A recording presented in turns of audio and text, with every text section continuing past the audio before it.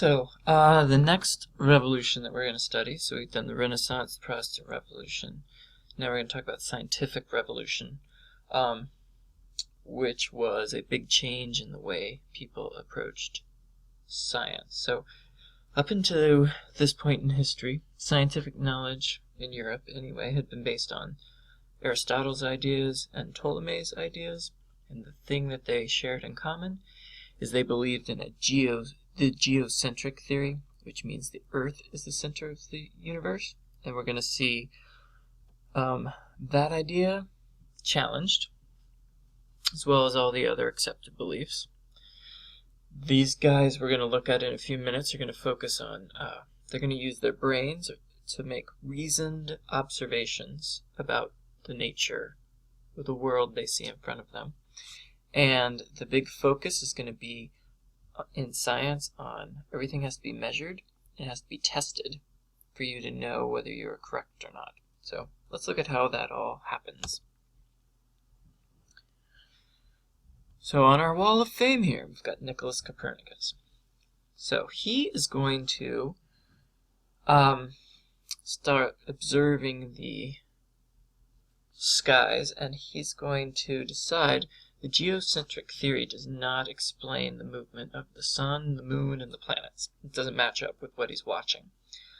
So he's going to study planetary movement for over 25 years and come up with the idea that we live in a heliocentric universe. So his idea is the heliocentric theory.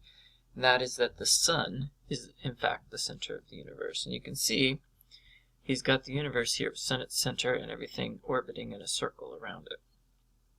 Now, he was pretty sure that people were going to get really upset, maybe violent, when he announces this.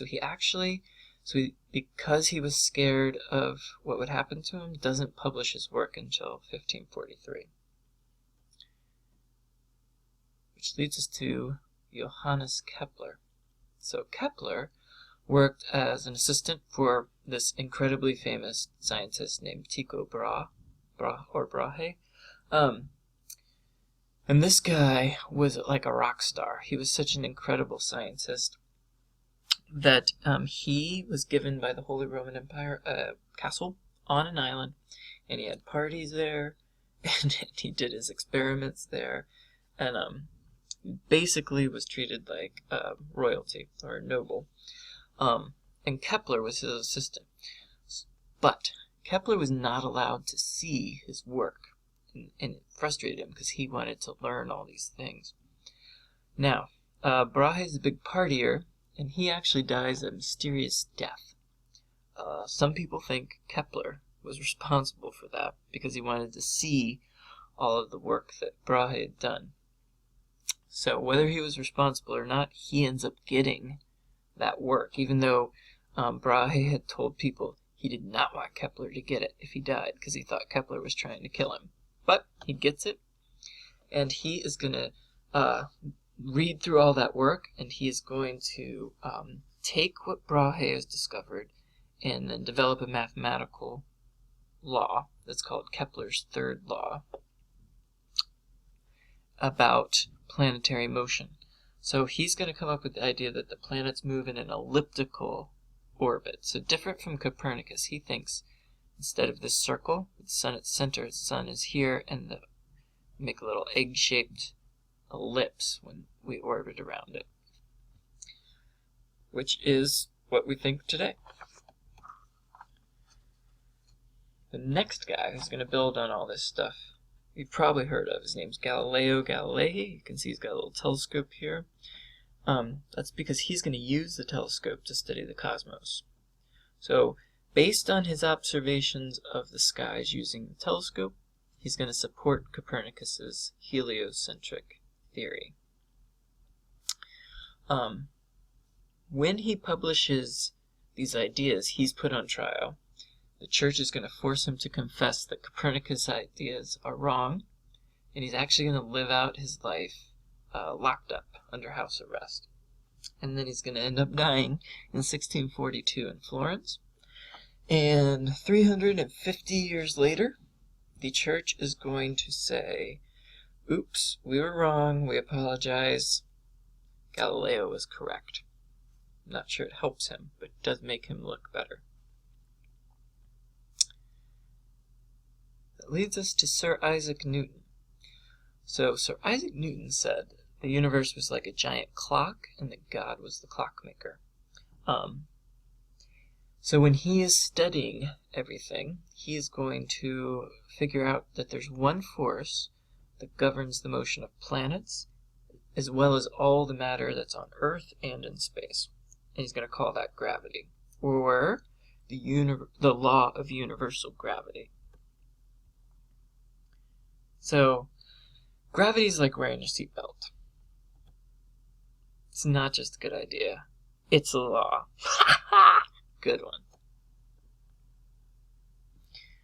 Now, next up, and all these you should be noticing build on the guy before them. The next big scientist is Francis Bacon, or Sir Francis Bacon.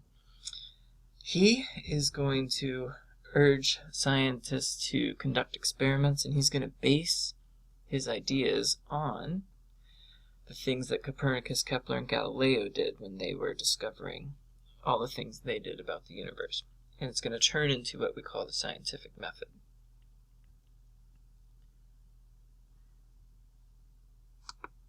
So I've got a little video here to explain it, but before we see it, step one is you observe something, then you form a hypothesis about that, which is a question that you want answered.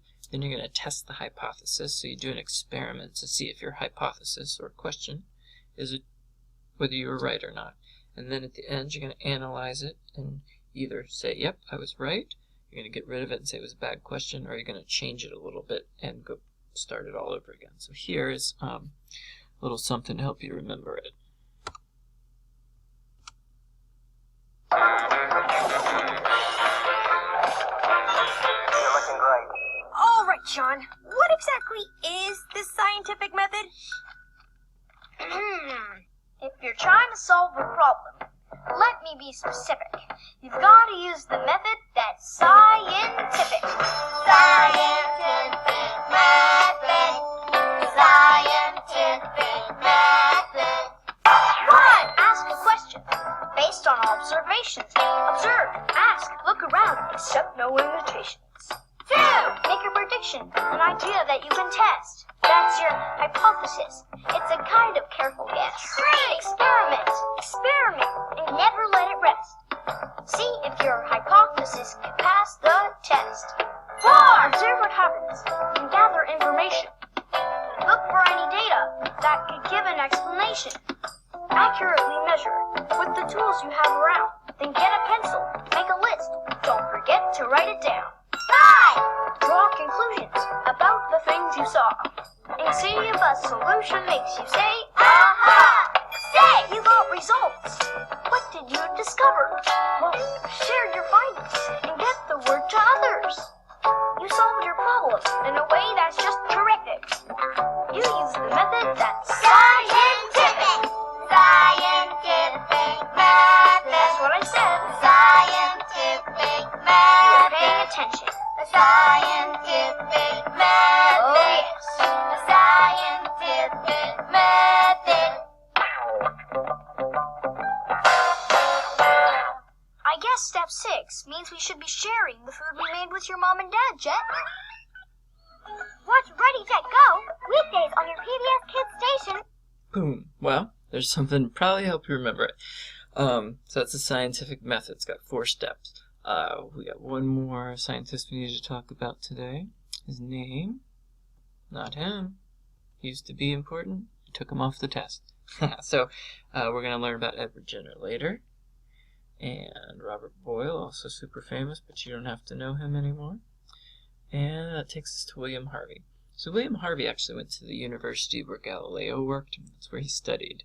And so Galileo ended up being a big influence on him. So Harvey's going to learn about the human body by dissecting bodies and investigating dead bodies.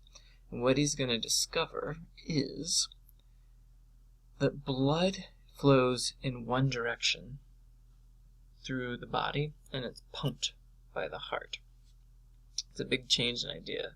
Nobody was totally sure what our heart was for. He's going to figure out it pumps the blood all the way through. So it circulates the blood through our bodies. So it goes in one direction, then comes back in the other side of the heart. So the H in Harvey is for heart.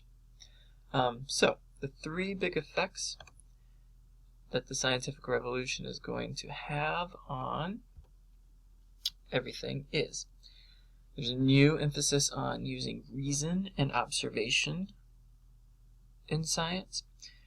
They're going to develop and use the scientific method to do the experiments, and that's going to result in this huge expansion of scientific knowledge.